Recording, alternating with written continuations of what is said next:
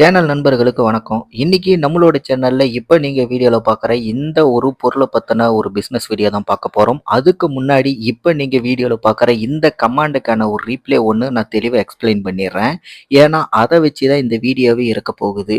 இது வந்து ரொம்ப ரொம்ப முக்கியமான ஒரு கமாண்டு தான். ஏன்னா நெறைய பேர் நம்மளோட சேனல் நண்பர்கள் வாகனம் நான் வச்சிருக்கேன். அத வச்சு நான் பிசினஸ் பண்ணா ஏதாவது ஒரு பொருள் 2 பொருள் விக்கிறது மூலியமா எந்த அளவுக்கு எனக்கு லாபம் கிடைக்கும்? சம்பாதிக்க வாய்ப்பு இருக்கு அப்படின்னு சொல்லிட்டு கேட்டிருக்காங்க.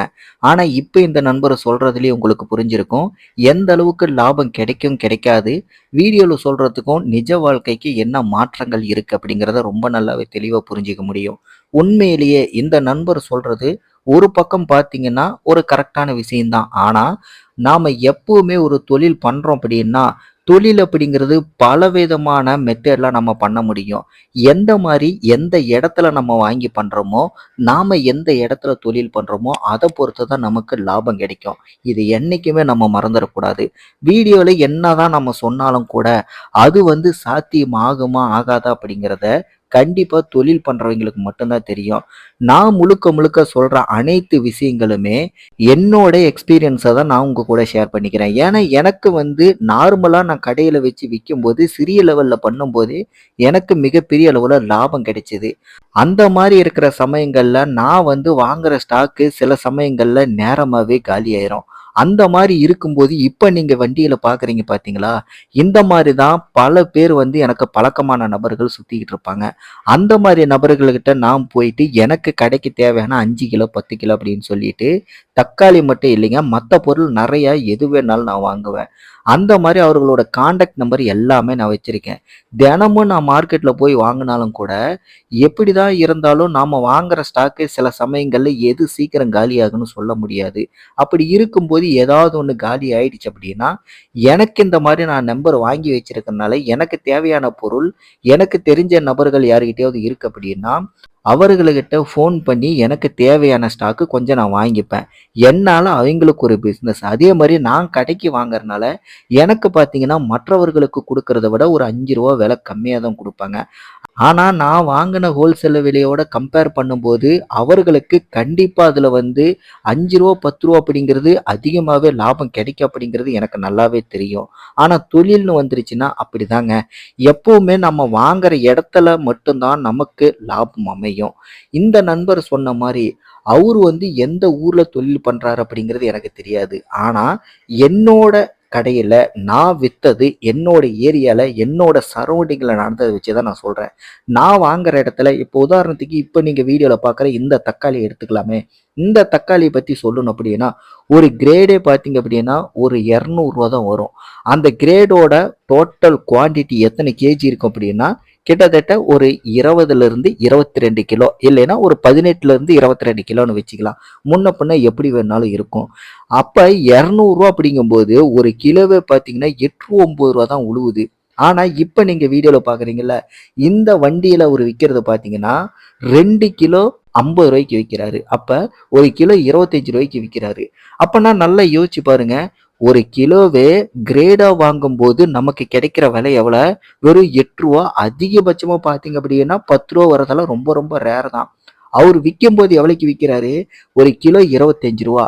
அதே மாரி 2 கிலோ வாங்குனா மட்டும் தான் ரூ. 50 கணக்கு. 1 கிலோ வாங்குனா ரூ. 30 தான் கணக்கு. அப்ப ஆக மொத்தம் எப்படி பார்த்தாலும் ரூ. 10ன்னு வச்சாலும் கூட ரூ. 20 அவரு லாபம் எடுக்குறாரு.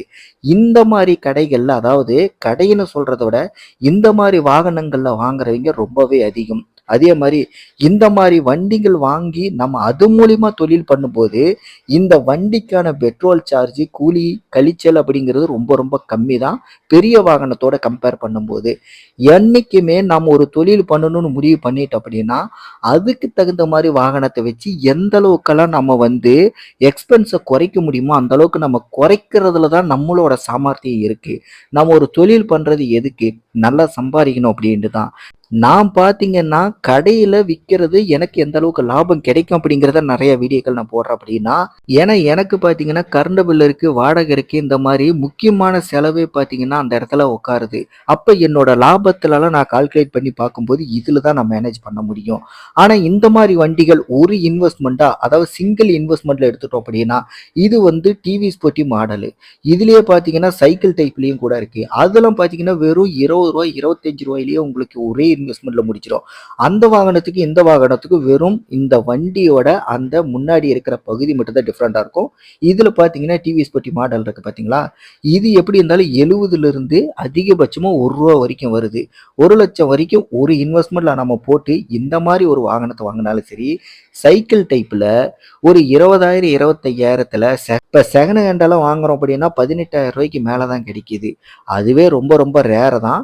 மேக்ஸிமம் ரூ. 20 அப்படிங்கும்போது கேரண்டியா நாம வாங்க முடியும். புதுசா பார்த்து பார்த்து ரெடி பண்றோம் அப்படின்னா ஒரு ரூ. 30 ஒரு இன்வெஸ்ட்மெண்ட் சிங்கிள் இன்வெஸ்ட்மெண்ட்ல ஒன் டைம் இன்வெஸ்ட்மெண்ட்ல இந்த மாதிரி ஒரு வண்டி வாங்கிட்டோம் அப்படின்னா இதுல கிடைக்கிற லாபங்கிறது முழுக்க முழுக்க நம்மளையே சேரும். இதுல கழிச்சல்கள்னு சொல்லிட்டு பாத்தீங்கன்னா ரொம்ப ரொம்ப கம்மியா தான் வரும். கிரேடை எடுக்கும்போது எப்படி பார்த்தாலும் ஒரு 18 டு 20 22 கிலோ வருது அப்படின்னா ஒரு 2 கிலோ 3 கிலோ அப்படிங்கிற ரேஞ்சில் தான் பார்த்தீங்கன்னா ரொம்ப ரொம்ப ரேராகவே நமக்கு கழிச்சல் கிடைக்கும். அதிகபட்சமாக பார்த்தீங்கன்னா 2 கிலோங்கிறது எப்படி பார்த்தாலும் வந்துடும். 2 கிலோவுக்கு மேலே தாண்டது அப்படிங்கிறது ரொம்ப ரொம்ப ரேர் தான். ஒரு கிரேடுக்கே பார்த்தீங்கன்னா அவ்வளோதான் வரும். ஆனால் இந்த நபர் விற்கிற விலை இப்படி 1 கிலோவா வாங்கணும் அப்படின்னா ரூ. 30. அதே 2 கிலோவா வாங்கும்போது ரூ. 50. இவர் வாங்கின விலையும் பார்த்தீங்க அப்படின்னா வெறும் 8 டு 10 ரூபாய்க்குள்ள தான் ஹோல்சேல் பிரைஸே வருது ஒரு கிலோவுக்கு.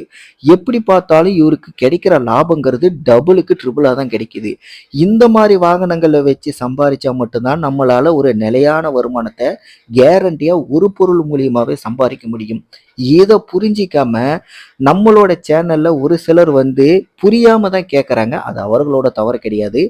இந்த நண்பர் கோபிநாத்ங்கிற நண்பர் கூட பார்த்தீங்கன்னா, தக்காளி நான் வந்து ராயக்கோட்டையிலேருந்து வாங்குறேன். எனக்கு விலை கம்மியா தான் கிடைக்குது. அதை வித்தாலும் கூட எனக்கு ரூ. 5 ரூ. 10ங்கிறது ரொம்ப ரொம்ப ரேரா தான் லாபம் கிடைக்குது. அதுவும் பார்த்தீங்கன்னா, வண்டியோட எக்ஸ்பென்ஸ் இதெல்லாம் கழிச்சிட்டு பார்க்கும்போது எனக்கு லாபங்கிறது ஒரு நாளைக்கு ரூ. 1000 கிடைக்கிறதே பெரிய விஷயமா இருக்கு. அப்படிங்கிற மாதிரி சொல்றாரு. உண்மையிலேயே நாம எப்படி வாங்குறோம்? எந்த இடத்துல வாங்குறோம்? எந்த வண்டியில வச்சு விற்கிறோம்? இதுல இன்னொரு ஸ்ட்ராட்டஜி இருக்கு. வண்டியை ஓட்டிக்கிட்டே போனோம் அப்படின்னா பெட்ரோல் செலவு இந்த மாதிரி எல்லாம் நிறைய இருக்கு. வண்டி தேய்மானம் இதெல்லாம் கணக்கு பார்க்கும்போது நமக்கு லாப கணக்குங்கிறது கம்மியா இருக்கும்.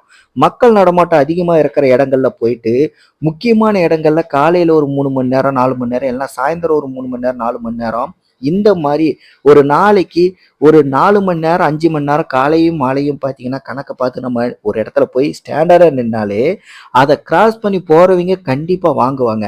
வண்டியோட தேய்மானம் மிச்சம், பெட்ரோல் மிச்சம், எல்லாமே வந்து ஸ்மார்ட் ஒர்க் மாதிரி இந்த இடத்துல இப்படி யோசிச்சு பண்ணுனா மட்டும்தான் நமக்கு வந்து எவ்வளவு காம்படிஷன் இருந்தாலும் நமக்குன்னு நிலையான ஒரு லாபத்தை நம்ம எடுக்க முடியும். அதை விட்டுட்டு இப்ப இருக்கிற காலகட்டத்துல நிறைய வாகனங்கள்ல ஒவ்வொரு கிராமமா ஒவ்வொரு வீதியா விற்கிறவங்க நிறைய பேர் இருக்காங்க. அந்த காம்படிஷன்ல நமக்கு பிசினஸ் வந்து நிலையா நினைக்குமா அப்படின்னு சொல்லிட்டு கேட்டீங்கன்னா கண்டிப்பா அது கேள்விக்குறிதான். எல்லா பக்கமும் திரும்புற பக்கம்லாம் எல்லா இடத்துலையுமே போட்டி தான் இருக்கு. நான் வந்து மளிகை கடை வச்சிருக்கும் போது கூட எனக்கு மிகப்பெரிய அளவுல போட்டி பிரச்சனைகள் நிறைய சந்திச்சேன். மற்ற கடைகளோட கம்பேர் பண்ணி விலையில பார்த்தீங்கன்னா நிறைய பிரச்சனைகள் வந்துச்சு. அதே மாதிரி தான் காய்கறியிலையும் நிறைய பிரச்சனைகள் நான் ஃபேஸ் பண்ணேன்.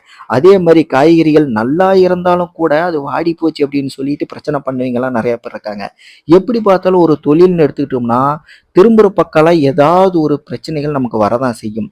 எல்லாத்தையும் கடந்து நம்ம அதுல லாபத்தை எப்படி எடுக்கணும், எந்த ஸ்ட்ராட்டஜி யூஸ் பண்ணணும், எப்படி ஸ்மார்ட்டா யோசிக்கணும் அப்படிங்கிறத பொறுத்து தான் நமக்கு வந்து அதிகமா லாபத்தை இதுல ஈட்ட முடியும். என்னை பொறுத்த வரைக்கும் எனக்கு தெரிஞ்ச விஷயங்கள் என்னோட கடையில நான் என்ன ஃபாலோ பண்றேனோ அதை தான் உங்ககிட்ட நான் ஷேர் பண்றேன். இந்த வீடியோல எனக்கு தெரிஞ்ச விஷயங்கள் அந்த கோபிநாத் நண்பருக்கு வந்து ஒரு சில விஷயங்கள் வந்து தெளிவுபடுத்தணும். அதே மாதிரி நம்மளோட சேனல் நண்பர்கள் நம்மளை நம்பி வீடியோ பார்க்குறாங்கன்னா அவங்களையும் கொஞ்சம் தெளிவுபடுத்தணும் அப்படிங்கிறதுக்காக தான் இந்த மாதிரி ஒரு விளக்கத்தையே நான் இந்த வீடியோவில் கொடுத்துருக்கேன். இந்த வீடியோவை நீங்கள் கடைசி வரைக்கும் பார்த்துருந்தீங்கன்னா இதை பற்றின சந்தேகங்கள் எதுவாக இருந்தாலும் மறக்காம கீழே கமெண்ட் பண்ணுங்க. அதே மாதிரி உங்களுக்கு என்கிட்ட பேசணும்னு நினைச்சீங்க அப்படின்னா உங்களோட ஃபோன் நம்பரை நம்மளோட ஃபேஸ்புக் பேஜில் வந்து மெசேஜில் தெரியப்படுத்துங்க. இதில் கமெண்ட் பண்ணால் உங்களோட ஃபோன் நம்பர் காணாமல் போயிடுது. அதனால என்னால் உங்ககிட்ட பேச முடியல. நம்மளோட சேனல் நண்பர்கள் பேசணும்னு நினைக்கிறவங்க மட்டும் அதில் மெசேஜ் பண்ணுங்கள். கண்டிப்பாக நான் டைம் கிடைக்கும்போது உங்களுக்கு கால் பண்ணுறேன். அடுத்த வீடியோவில் உங்களை சந்திக்கிறேன். நன்றி, வணக்கம்.